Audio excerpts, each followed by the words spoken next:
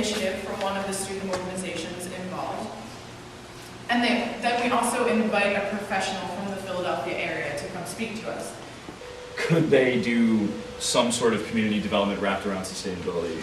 It was very successful, and they've kind of been going ever since. A lot of sustainability salons and study circles. If you follow them on Facebook or Twitter, they're always talking about their weekly study circle for some sort of subject.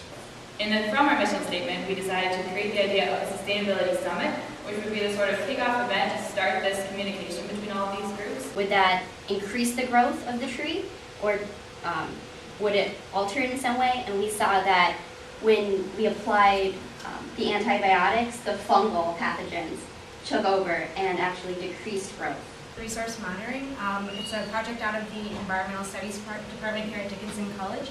It was started in 1986, and the mission of ALARM is to empower communities with the scientific tools to monitor, protect, and restore Pennsylvania streams. We offer to any student who comes to us with an idea, whether or not that involves money, because we realize that there are some projects that may not need money from us or may get money from elsewhere, but the students may still need guidance in building a team or getting a network or connecting with certain departments on campus that they may not already know about. And in a way, that's kind of baseline. If nothing is changing, as hydrofracking is there, and then suddenly there's a spike in something, then they will still know that something's up. For judges, I can put you in that group to 700 freshmen. That's crazy. It's crazy. Yeah, so obviously we're on a very different scale than Penn State is, so that's something that definitely is a part of it. You got there. And I am here at this rainy. Cool, I can see it, I can read it. Okay. I'm sorry to say spell. And I'm here as well, trying to see how we can do team on campus, but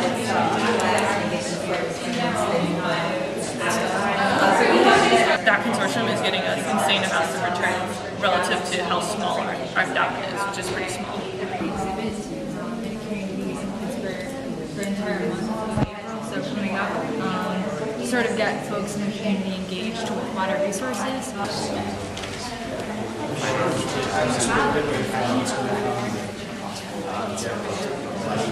that's run by Lake Recyclemania. Cool. Well, no one really knows what it's about. I don't even know. No one even knows. I think there's one group that kind of just does stuff, and they don't. It's just hard to differentiate between the two. Yeah, we have a thing on the bench.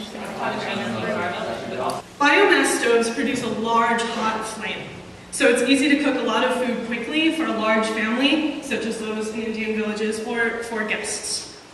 The clean cook stove and flame are much smaller in comparison and cook slower.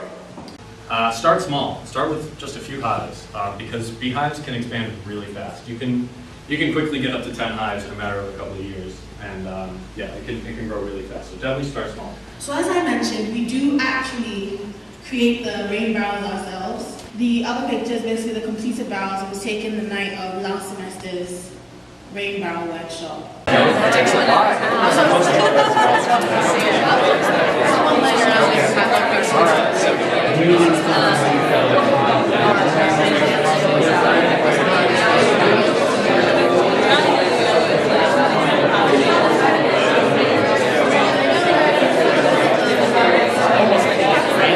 I'm going to pick this phone. This phone has this type of operation, this type of operation.